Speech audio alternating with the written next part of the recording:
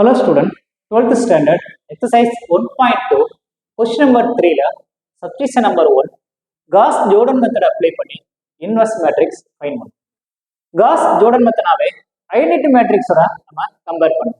Given matrix ஏன்னு சொல்லி நம்ம எடுத்துக்கலாம்.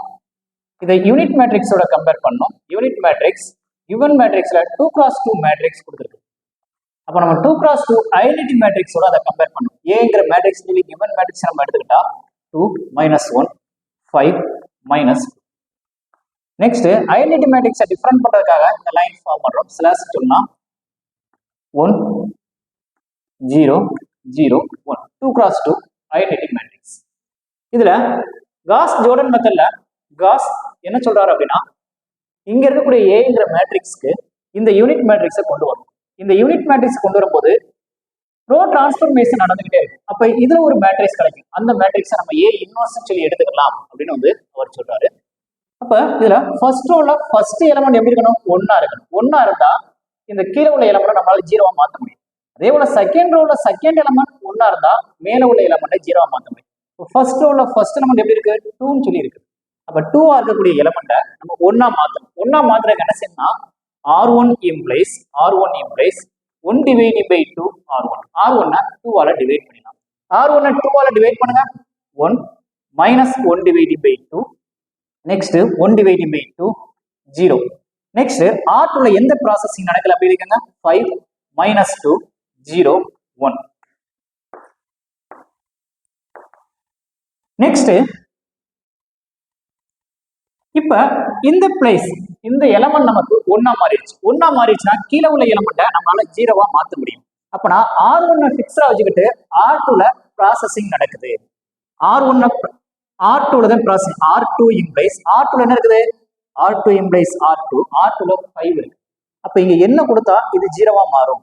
-5R1 -5R1. R1ல எந்த ப்ராசஸிங் நடக்கல? R1 எப்படி எழுதுங்க 1 -1 divided by 2 1 divided by 2 0.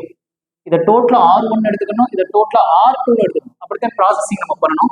R2ல processing நமக்கு நடந்துகிட்டு இருக்கு. R2ல ப்ராசஸிங் நம்ம முடிச்சதுக்கு அப்புறம் அதை ரைட் பண்ணிக்கலாம். அதனால அதை அந்த ப்ராசஸிங் இப்ப ரஃப் இருக்கா சைடு எழுதிக்கிறோம் ப்ராசஸிங்க.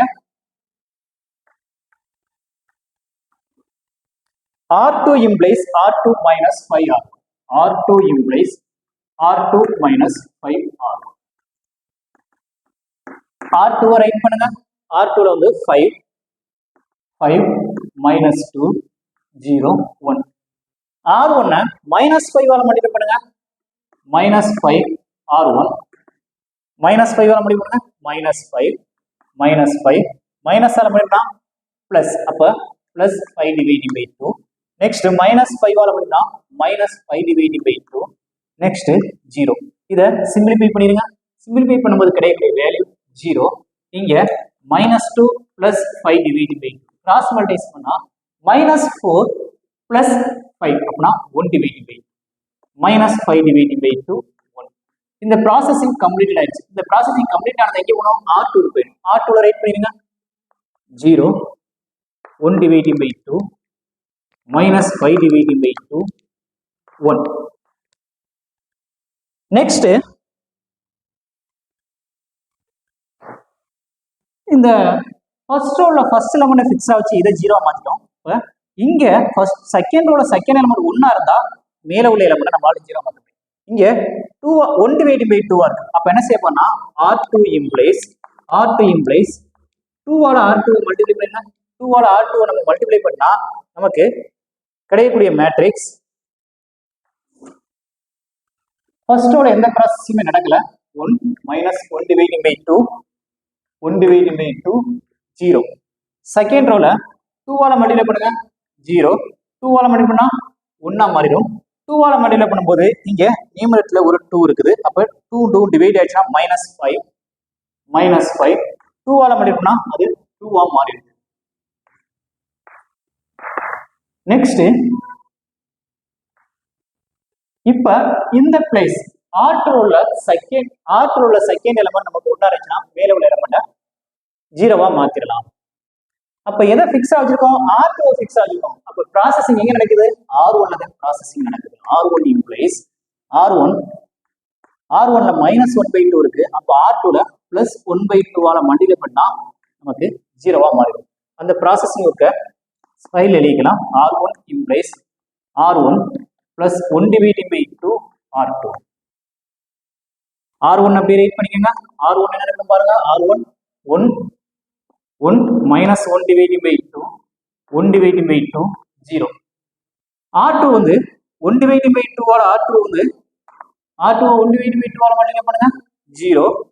1 divided by 2 ஆல பண்ணா 1 divided by 2 1 divided by 2 ஆல பண்ணா -5 divided by 2.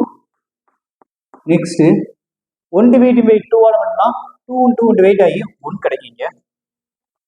இப்போ சிம்பிளிஃபை பண்ணா 1 இது -12 +12 0. நெக்ஸ்ட் டினாமினேட்டர் ரெண்டுமே சேமா இருக்கு. நியூமரேட்டர்ல வந்து -4 divided by 2 சொல்லி சப்ட்ராக்ஷன் பண்ணியாச்சு. இதை டிவைட் பண்ணும்போது -2 கிடைக்குது. இங்க 1 கிடைக்குது. இந்த ப்ராசஸிங் எங்க போனோம்? R1ல ரைட் பண்ணிருங்க. 1 0 -2 1. நெக்ஸ்ட் R2ல எந்த ப்ராசஸிங் நடக்கல அப்படி எழுதிருங்க. 0 1 -5 2.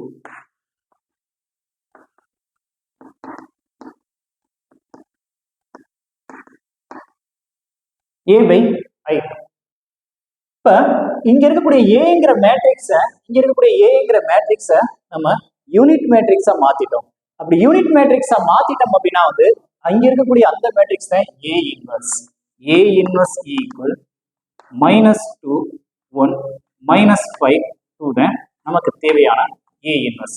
சப்போஸ் இது மிஸ்டேக்கா இருந்ததுன்னா நம்ம ஃபார்முலா அப்படி அப்ளை பண்ணி பார்க்கலாம். A இன்வர்ஸ் ஃபைண்ட் பண்ணக்கான ஃபார்முலா இருக்கும் 1 divided by determinant A into adjoint A. 1 divided by determinant A. A இங்க இருக்குது. determinant A ஃபைண்ட் பண்ணுங்க. 1 divided by 2 2s are -4.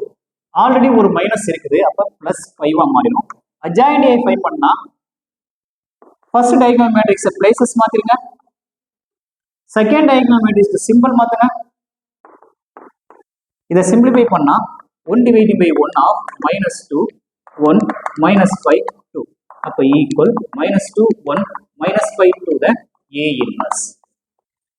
இந்த ஃபார்முலா படி கண்டுபிடிச்சாலும் காஸ் ஜோர்டன் மெத்தட் படி நம்ம ஃபைண்ட் பண்ணாலும் நமக்கு கிடைக்கக்கூடிய ஆன்சர் சேம் ஆன்சர் தான்.